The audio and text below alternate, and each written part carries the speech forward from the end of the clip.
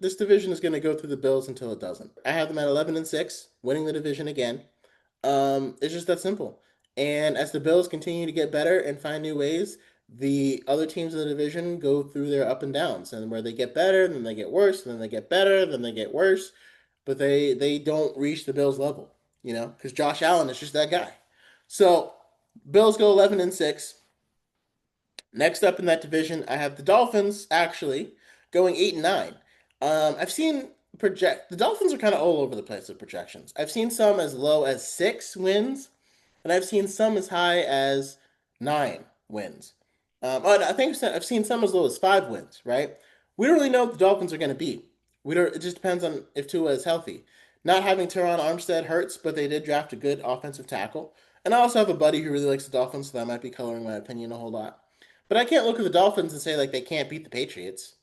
And they play them twice a year. I can't look at the Dolphins and say they can't beat the Jets.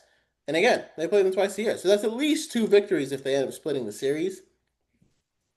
And they play the Colts. They got a lot of winnable games on their schedule, right? So I think the Dolphins end up at 8-9. And we'll see. That might cost Mike McDaniel his job. It'll be a good pick for the Dolphins. I still think they're going to stick with Tua. And I think Tyreek Hill is going to have a resurgent year. Because I think he's going to realize to rely on his the ball placement and accuracy is very important for Tyreek Hill. So that's why Tua makes a great quarterback with him because he's very accurate. So I think Tyreek Hill is going to have a resurgent year because I don't think he's lost it. I really don't. Next up, we have the Patriots at 7-10. I really wanted them to be 8-9. I think there's a good chance they could win 8, maybe 9 games. I just don't know if I'm going to pick them to make the playoffs, right? Drake May is going to make some fantastic developments, and the Patriots built a lot in their team through free agency. They did a lot, um, but again, when Stephon Diggs was the wide receiver one for C.J. Stroud after Nico Collins, it seemed like he couldn't really carry that load of being the wide receiver one anymore, at least in Houston. And now New England is pretty much relying on him to be the wide receiver one after a down year. And players can resurge after down years, but in general, you don't really get better after you've had a year that you kind of ended up going in the wrong direction, right? So again, the Patriots improved in a lot of ways on both sides of the ball, and I think Drake May is going to continue to ascend. But their offensive line probably isn't done yet, right? And defensive line, they've got the defensive line looks pretty good. I'm not gonna lie, they got some pieces there.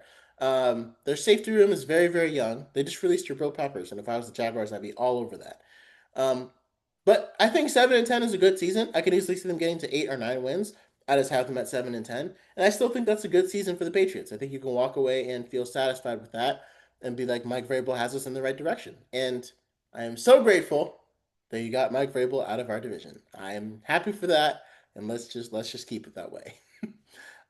Next, last place in this division, I have the Jets going 6-11. And again, this isn't me necessarily saying that the Jets are a bad team or that the Jets aren't going to win that many games. I guess I'm saying that they aren't going to win that many games because I have them going 6-11. It's not me saying that Justin Fields is necessarily like a bad quarterback. It's just their offense has never quite really got it, right? Their defense has been great for a few years.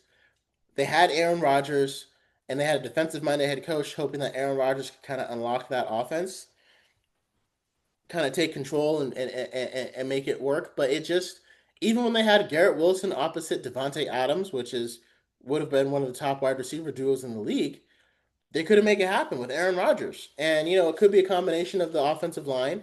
And it's hard for them to see Mekhi Becton go off with the Eagles and do great after kind of flaming out in New York. So until they get like that good offensive scheme, I think the Jets are always going to struggle to put up points. And I think Justin Fields is not a bad quarterback you can rely on. I think the Jets will be looking for a new one in a couple of years. And I like Aaron Glenn, but to me, I think they need an offensive minded head coach because that's where they've been struggling the last few years. So, and again, teams with defensive minded head coaches tend to have better defenses, even if they're struggling on offense. So it all depends on the coordinator and the scheme, right? Because that's the only thing that's been missing for the Jets these past years, an offensive scheme that unlocks their players because they've got the guys. It's just unlocking them.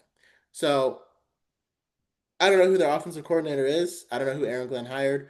But I have him at 6-11.